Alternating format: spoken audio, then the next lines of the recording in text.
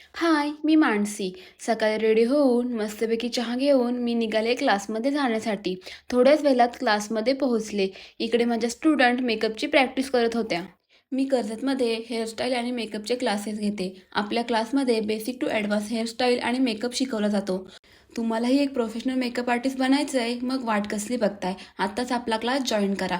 क्लासच्या डिटेल्ससाठी मला DM करा.